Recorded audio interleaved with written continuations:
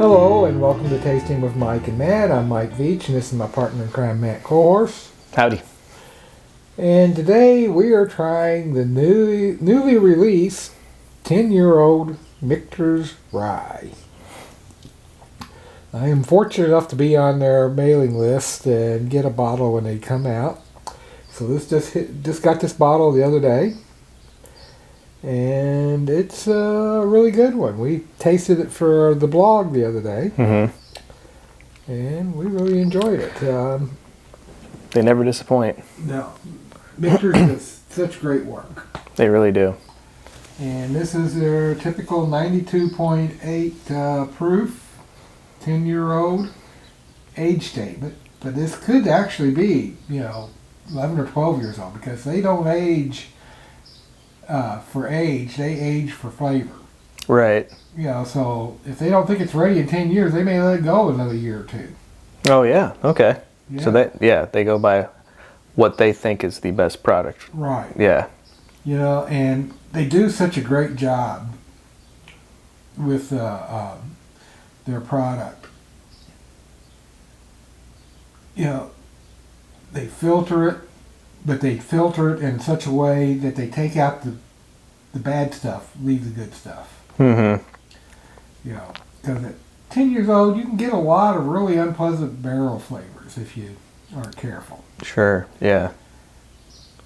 And they take out that bitter tannic flavor, and such, but they leave the really good caramel and vanilla and those type of flavors. Right, so they know exactly what they're doing there. They know exactly what they're doing. Willie Pratt was their master distiller, the late Willie Pratt, I should say. Mm-hmm. And he came from Brown-Forman, where he worked in quality control. Oh, okay. And during his years at quality control, he learned all about filtering. So they have like 4 different types of filtering that they do out at Michter's. And he picked the best filtering for each whiskey that they make. So, filtering is something that one size does not fit all. Oh, okay. Yeah. I'm sure you can fine tune as much as you want to, right? It's like a science almost, or an art, or. And Michter's is a great job of doing it, and Andrea Wilson is and Dan McKee. Masters of their craft. Masters of it, they learn from Willie. Mm-hmm. And I personally, I really miss Willie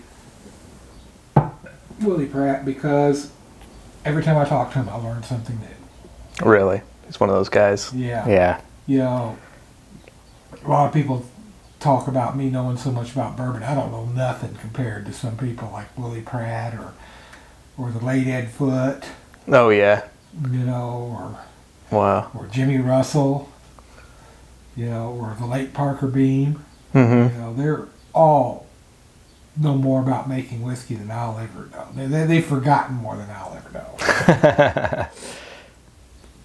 I mean, look at that color. That's just beautiful. Great color.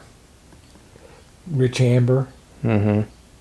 Now, do you think these are, just a guess, are these like barley ryes, do you think, the Michters? Oh, yeah, they're Kentucky style ryes. Yeah. Which are, 52%, something like that, 54% rye. Yeah. And the rest of it's corn. Mm-hmm. Which I like. I think the corn adds a sweetness to a rye that you don't get from these 95.5 ryes. Right, that can often be just a little bit too spicy and not enough character, as far as like not enough sweet characters to it to kind of have like a more complex kind of tasting. Yeah, rye. I was out at Whiskey Thief the other day, mm-hmm. and we were tasting 5 barrels that they had set up. And the only rye they had was a 95.5 rye. It was a good rye, but it was the same as so many other ryes. Mm-hmm. I would have much preferred to see an 80% rye. Maybe 15% malt and 5% corn or something like that, or Just kind of mix up the mash bill a little bit and see what happens. Yeah. But anyway, let's take a nose of this. We got a little peach. Yeah. Peach and citrus. Mm-hmm. Just a hint of like lemon zest. It's a lovely nose. Yeah. Rich caramel. Mm-hmm. Maybe a hint of chocolate. This has a wonderful. Some baking spices. Yeah. I can't pick out which one, but Yeah. nutmeggy maybe. Nutmeg. Just maybe lovely. a little allspice. Mm-hmm. All right. Of course, it's oak. Right. Yeah. So let's take a sip.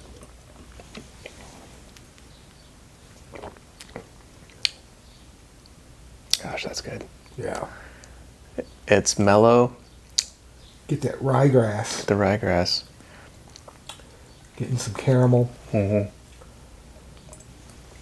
Definitely some peach. Maybe a little lemon zest.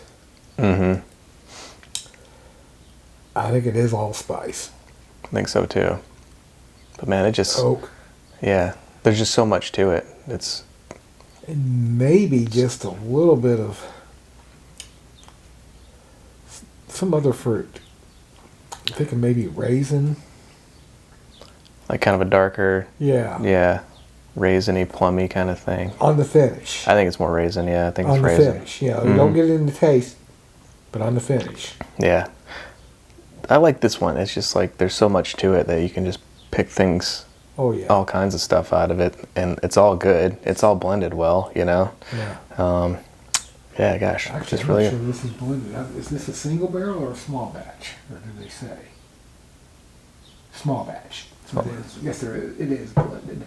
Yeah, just great stuff. They just know what they're doing. I mean, when they got a winner, they know it, you know. So, yeah, Michter just makes good whiskey. That's all there is. it's to so it. consistent. You know, which I've always been impressed with Joe Magliocco because he puts quality before cost. You know, Pam Heilman once told me the story that, you know, when they first opened the distillery, she was talking about, you know, Joe comes in and she says, you know, we had really good yield, we had this great flavor, you know, great amount of barrel production and everything, and Joe says, I don't care about that. What's it taste like? The quality was more important to him than how much he made. Yeah, you don't get that often. No. No, so you gotta covet that. So, yeah, that's why we always. Yeah, that's the advantage of being a family-owned business. Sure. Mm-hmm. Because you don't have stockholders. That's right. Yeah, you have people to answer to. You know. Right. You know, stockholders don't care as long as they're making the maximum amount of money. Right. But Joe wants it to be a good quality product every right. time. That's why they had the 103 barrel entry proof. Mm-hmm. It costs more. You have to pay more barrels. You have to pay more ad valorem taxes on those barrels once they're in the warehouse. But the quality is just hard to beat. Yeah, and it comes through in like every single thing they do. Right. I mean, these 10-year-olds especially, of course, you know, these are some of the best stuff on the market, you know, like consistently for us, it's like our whiskeys of the month and stuff like that. Right.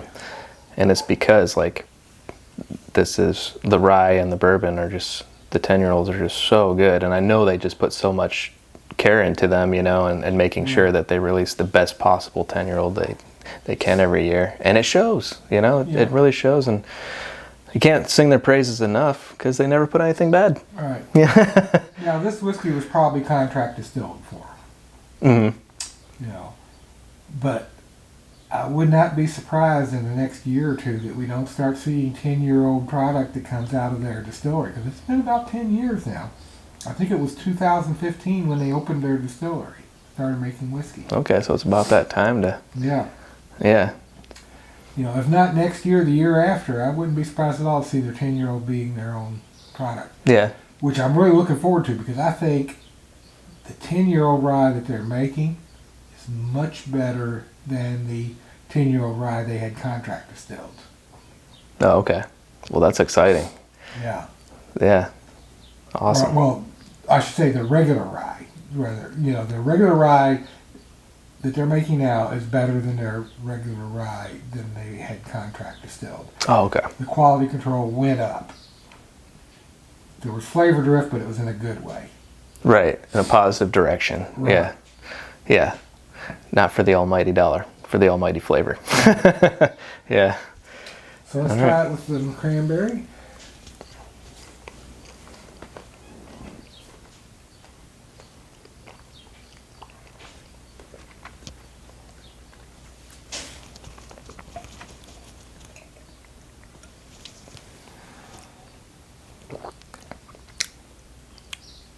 That brought out like a little, like punch of vanilla and kind of like a spun sugary cotton candy for me.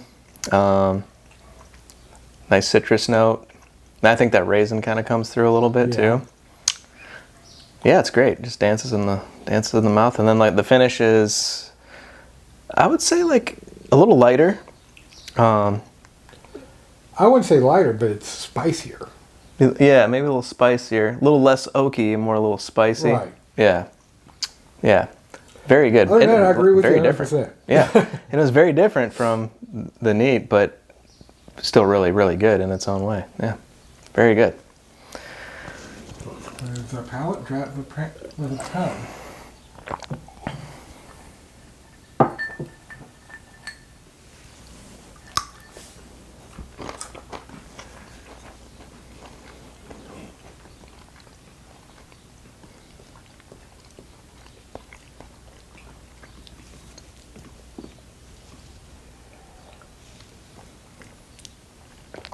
Oh, that brought out the caramel.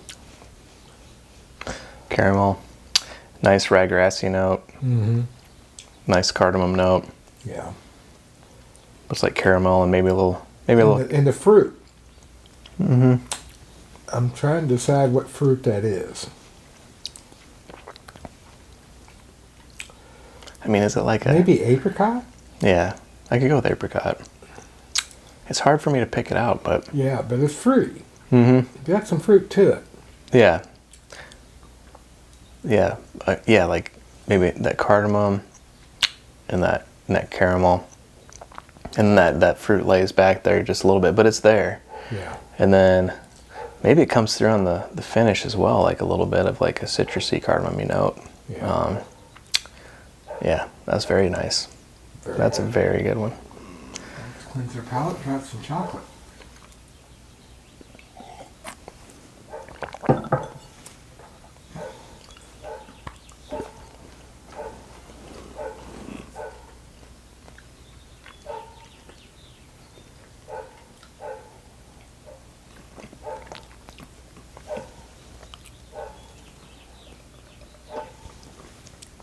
Oh, that brought out caramel, almost a butterscotch. Mm-hmm. Mm. Yeah, it kind of... Yeah, so much caramel. It's like... Mm-hmm. And it Dominates the flavor. It does. It's like a... Well, it's almost like a lot of caramel... Almost like a Werther's Original, you know?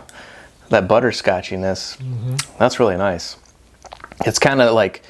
It kind of, like you said, it kind of like dominates. It makes it like a more one-dimensional, two-dimensional kind of... But who doesn't like a Werther's Original? Yeah. I mean, come on. That was really smooth taste there. Yeah. It's a great whiskey. It really is, and everything changed it up quite a bit, Right. and all very pleasant taste. So they've done it again. Yeah. Another great product. Yeah. I thought their bourbon was outstanding this year. Their 10-year-old. Right. Yeah. So I'm always flip-flopping, like which one each year. I'm always flip-flopping. Is it the bourbon or the rye 10-year-old that I'm going to like more this year? And this year, I don't know.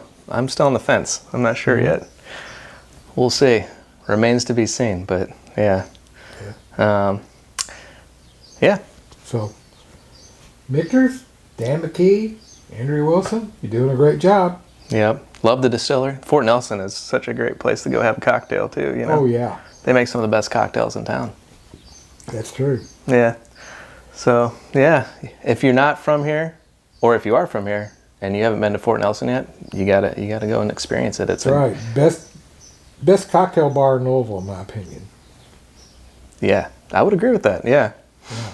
Mm-hmm. All right. And love the ambiance and everything else about it. So, if you like this video, please hit subscribe. And remember to always drink responsibly. Mm-hmm. And feel free to leave a comment. I always try to answer comments whenever I see them. Mm-hmm. Love to hear if you love Michter's as much as we do. You know, and if you have been to the Fort Nelson Distillery, leave a comment and tell us what you thought about it. And if you like the video, give us a thumbs up. Yeah. All right. So, cheers. Cheers.